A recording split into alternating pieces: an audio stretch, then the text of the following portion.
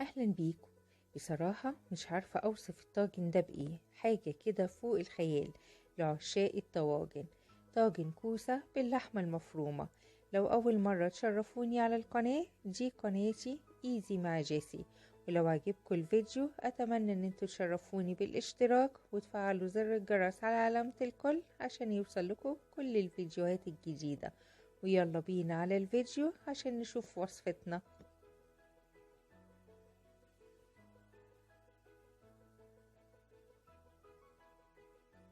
هبتدي الأول بتجهيز البصل أنا مقطعاه شرايح رفيعة، وهبتدي أتبله ملح، فلفل، 7 بهارات أو بهارات لحمة، بابريكا، وقرفة، ومرقة فورية تديها طعم حلو قوي. ممكن كمان تحطوا مرقة عادية لو مش موجودة الفورية، ممكن تستغنوا عنها لو انتوا حابين، بس بصراحة بتديها برضو طعم جميل جدا. وابتدي ادعك البصل حلو قوي بالشكل ده كده علشان يتشرب من التوابل وينزل ميته. شايفين انا بضغط عليه جامد ازاي؟ انا عايزاه يدبل معايا وانا بضغط عليه. ده كده الشكل اللي انا عاوزاه. معايا لحمة مفرومة اي كمية بقى انتوا حابينها، وحسب كمية برضو الكوسة اللي عندكم، ربع كيلو ونص كيلو زي ما انتوا عايزين. وكمان طماطم مقطعة صغير، وتوم، توم مفروم. وهبتدي ان انا اخلط المكونات ديت، البصل مع اللحمه المفرومه والطماطم. بس انا مش عايزه اعجنها عشان متبقاش زي الكفته، لا انا بعملها كده بالراحه على قد ما اقدر، علشان بس اللحمه تبقى اسمها ايه، مفرفره كده معانا، يعني انا مش عايزاها تبقى عجينه. بعد كده بجيب الكوسه اللي انا مقطعاها شرايح، وتكون الشرايح برضو مش سميكة قوي، يعني على قد ما نقدر ان هي تكون وسط، ما تكونش سميكة ولا رفيعة.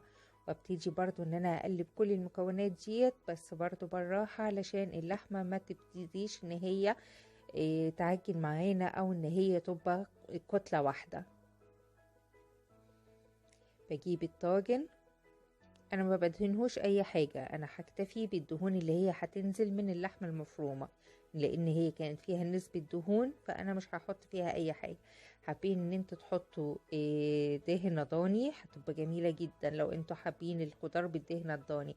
لو حابين ان انتوا برضو تحطوا قطعة من الزبدة او السمنة، ديت حاجة برضو راجعة لكم، بس انا بصراحة اكتفيت على كده. معايا مية سخنة ودوبت فيها الصلصة، وهحط فيها سكر وشوية بس ملح وفلفل وقرفة علشان نضيع طعم الصلصة ونظبط طعمها. وابتدي اقلب الصلصة حلوة قوي. بعد كده بحطها على الطاجن بتاعنا، بوزعها عليه حلوة قوي بالشكل ده. لو برضو عندكم شوربة هتودي الطاجن ده برضو في حتة تانية خالص. ابتدي اوزع المية بالشكل ده كده، وازين من فوق بشرايح من الطماطم بالشكل ده. كمان بما اني ما حطيتش شطة خالص فيها، فانا هحط القرن ده كده من فوق، يعني يديها طعم كده وشكل كمان. وهتبل بس الطماطم من فوق بحاجة بسيطة بالملح والفلفل. كده خلاص بقى الطاجن بتاعنا جاهز. هدخله على الفرن درجة حرارة عالية، اعلى درجة حرارة موجودة عندك في الفرن. وهحطه على الفرن من تحت خالص من غير اي شبكة.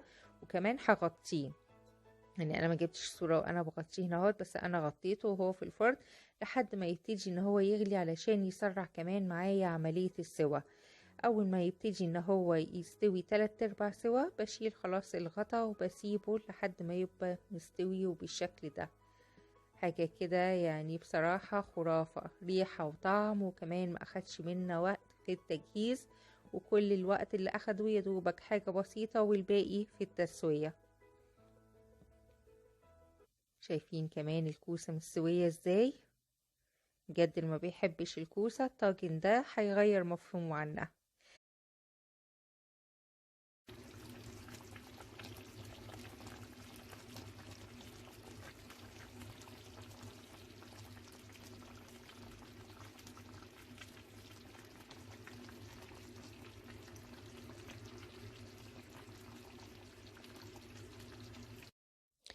اهلا بيكم. حبيت اسيب لكم في اول الفيديو صوت الطاجن عشان تسمعوا الصوت الخطير ده قبل ما ابدأ معاكم. واكيد عرفتوا ان النهاردة هنعمل مع بعض طاجن بامية جبار.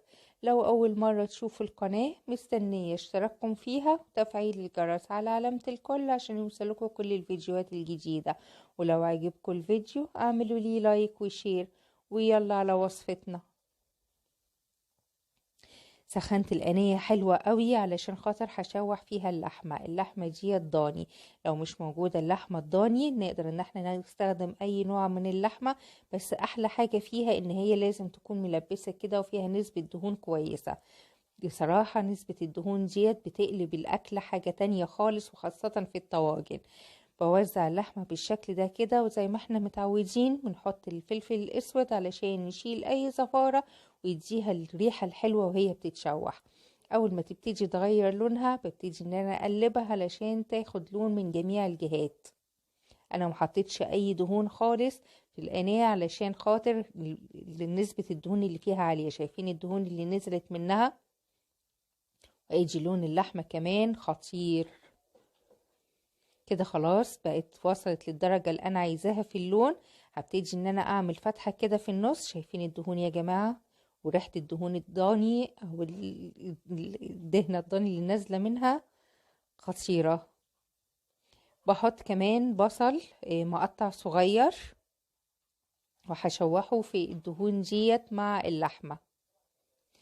والبامية بتحب التوم الكتير فعشان كده حط لها حبة توم حلوين حوالي معلقة كبيرة. والتوم ده كان فيه شطة فعلشان كده انا مش هحط توابل فيها شطة خالص. لكن اللي يحب يزود يقدر ان هو يزود لو هو عاوز. البامية برضو بتحب انها تكون مشطشطة.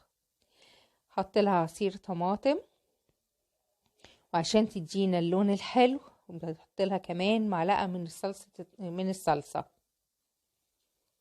ادوب بس الصلصة كده حاجة بسيطة. بعد كده هبتدي ان انا اتبلها والتتبيله على جزئين. هتبل الباميه وهتبل كمان اللحمه في الاول فنراعي الملح والتوابل ما نكترهاش. هحط ملح بهارات لحمه بابريكا توم باودر وقرفه. دي كده تتبيلة اللحمه وما ننساش السكر علشان خاطر الصلصه وكمان الطماطم. ونقلبهم حلوة قوي علشان التوابل تتوزع على اللحمة كلها. وبنحط لها شوية مية بس سخنة كمان علشان تعادل معانا الطماطم والصلصة. وهسيبها تستوي. في طريقتين للتسوية. لو انت عندك حلة ضغط او غطا سنكرو تقدري ان انت تعمليها فيها 3/4 سوا او ان انت توطي عليها النار وتسيبيها لحد برضو ما تستوي 3/4 سوا. وهي على النار انا في الوقت دهوت ببتدي ان انا اعمل الباميه. معايا دهنه ضاني. ممكن تستغنوا عن الدهنه ضاني لو مش عايزينها تحطوا سمنه او زيت.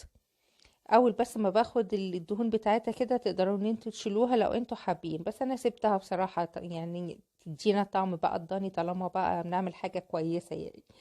وحطيت بصل شرايح كده صغيره تتشوح بس حاجة بسيطة مع الدهن اللي موجود. اول ما يبتدي يدبل بحط البامية مجمدة ما بغسلهاش وما بسيبهاش تفك خالص ولا تشيل حتى التلج اللي عليها. شايفين لونها ابيض ازاي؟ ان هي محطوطة بالتلج بتاعها ما بنسيبهاش تفك. وما بتتغسلش البامية ما بتتغسلش بعد ما بتتقمع. بامية تتغسل الاول حلوة قوي وبعد كده تتنشف وبعد كده تتقمع وتعملي فيها بعد كده اللي انت عايزاه. عايزة تشيليها عايزة تطبخيها دي حاجة راجعة عليكي. بس اهم حاجة ما تتغسلش بعد التقميع. بتنزل الفايدة اللي موجودة فيها كلها بعد ما تتقمع بتتغسل. وتنزل فيها المادة اللي موجودة فيها ديت فبتضيع فايدتها بصراحة. وكمان بتبل هنا اهوت بملح وفلفل والبهارات وشوية حلوين من الكزبرة وحبة صغيرين كده من الكمون بيديها طعم مع التشويحة ديت حلو قوي. ومعلقة كمان برضو من الثوم بتوديها في حتة تانية.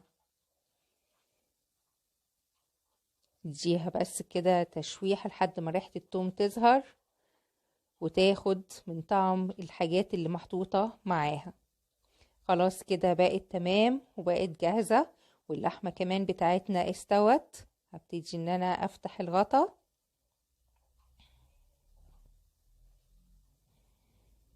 شايفين اللحمة؟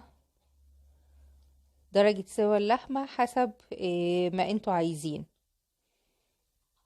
انا عشان بس بحب ان هي تكون دايبة فبسيبها تاخد راحتها قوي في التسوية. بعد كده بحط عليها البامية اللي احنا شوحناها مع بعض، وبقلبها مع اللحمة ومع الصلصة، وبسيبها على النار يا دوبك غلوتين علشان تاخد بس من طعم الصلصة، والبامية كمان تستوي معانا شوية.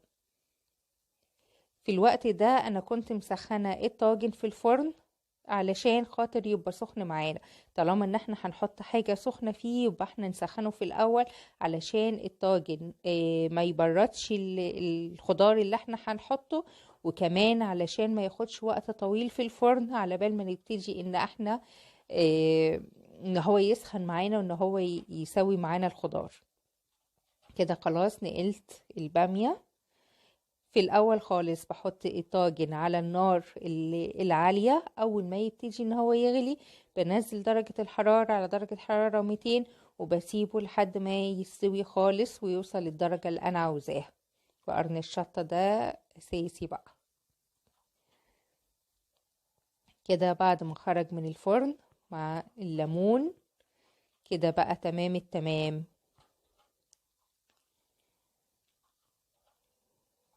شايفين الشكل بتاع الطاجن والبامية؟ خطير، يجوع يجوع لوحده ويدفي في الجو اللي احنا موجودين فيه ده دلوقتي. طاجن بجد جبار، والريحة بتاعته مع اللحمة الضاني لا وهم بصراحة. شايفين بامية دايبة جدا،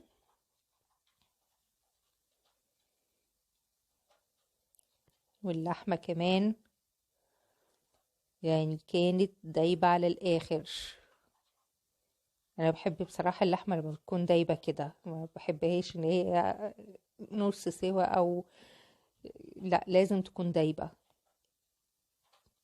خطير خطير. اجي البامية واجي اللحمة، مننساش عصرة الليمون. مفيش بامية متنفعش من غير ليمون. مزاج مزاج عالي.